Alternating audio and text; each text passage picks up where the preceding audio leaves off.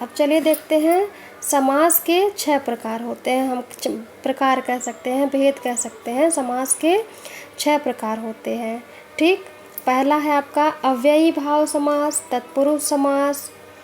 पहला अव्ययी भाव, दूसरा तत्पुरुष, तीसरा कर्मधारय समास, चौथा द्विगु समास, पांचवा है बहुब्रीहि समास और छठा है द्वंद्व समास। ठीक, इसको बेटा जो सारे आपके समास हैं तो इसमें कैसे हम समास को पहचानेंगे और क्या इसकी विशेषता है, ये हमने पहले अलग करके आपको समझा दिया है ताकि अच्छे से आपको समझ में आ जाए।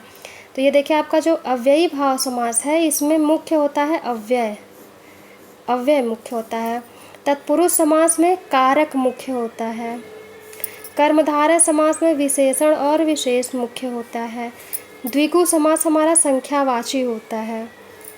ठीक है, उसके बाद बहुब्रीहि समास में किसी अन्य व्यक्ति की ओर इशारा करता है। जैसे ये आपका है ना, पीला है अंबर जिसका, किसका अंबर पीला है, किसका वस्त्र पीला है, श्री कृष्ण जी का। तीसरे व्यक्ति होगा तो ये हमारा बहुब्रीहि समास है, तो वही है यहाँ अन्य व्यक्ति, जिसमें किसी अन्य व्यक्ति की ओर इशारा किया जाए। और छठा है आपका द्वंद्व, मतलब हो गया जोड़ा, यानी कि इसमें दो जोड़े, दो शब्दों के जोड़े बने हुए होते हैं। तो अब हम चलिए देखते हैं, एक उदाहरण देख लीजिए आप लोग।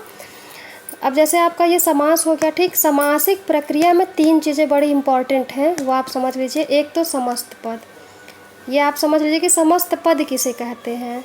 समस्त पद का मतलब हो गया कि जो आपका समास वाला जो शब्द है, जो शब्द आपका जुड़ा हुआ शब्द है, उसको हम समस्त पद कहते हैं। जैसे अब ये राम लक्ष्मण हो गया तो ये आपका समस्त पद हो गया।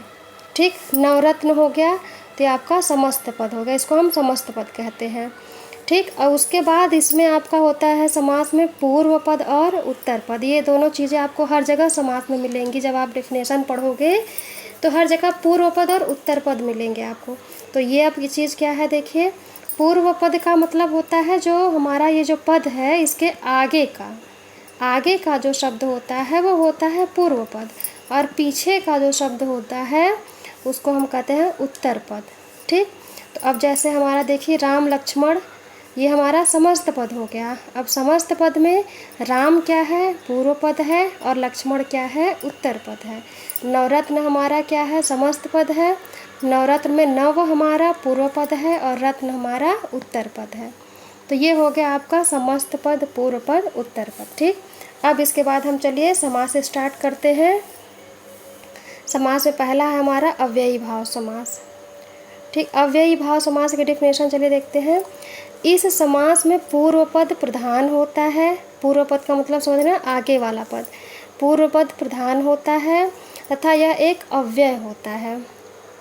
ठीक, अव्यय आप लोग जानते हो ना, संज्ञा, सर्वनाम, विशेषण, क्रिया को छोड़ के बाकी जो आपके होते हैं, क्रिया विशेषण, संबंध बोधक, समुच्चय बोधक, विस्मय बोधक, ये सब अव्यय होते हैं। ठीक, तो इसमें पूर्व पद अव्यय होता है।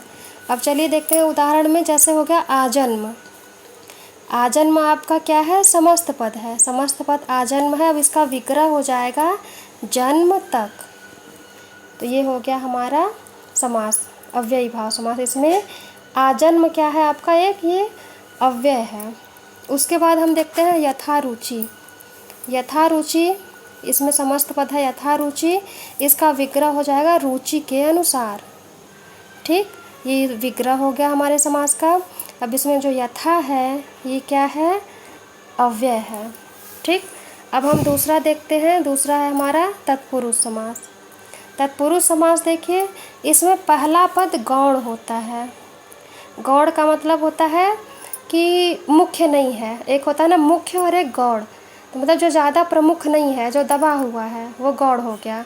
तो इसमें पहला पद यानी कि जो आगे का पद है, ठीक, जैसे राम हो गया, आगे का पद गौण होता है यानी कि वो मुख्य नहीं होता, तथा अंतिम या उत्तर पद की प्रधानता होती है। जो पीछे का पद होता है वो मुख्य होता है इसमें। इस समास में द्वितीया से सप्तमी कारक तक की विभक्ति का लोप होता है, यानी कि इसमें कारक, यहाँ हमने लिखा हुआ ना तत्पुरुष के साथ कारक, तो तत्पुरुष समास में जो हमारे कारक की विभक्तियाँ होती हैं तो द्वितीया से लेकर के सप्तमी तक के इसमें कारक हर में अलग अलग छिपे हुए होते हैं।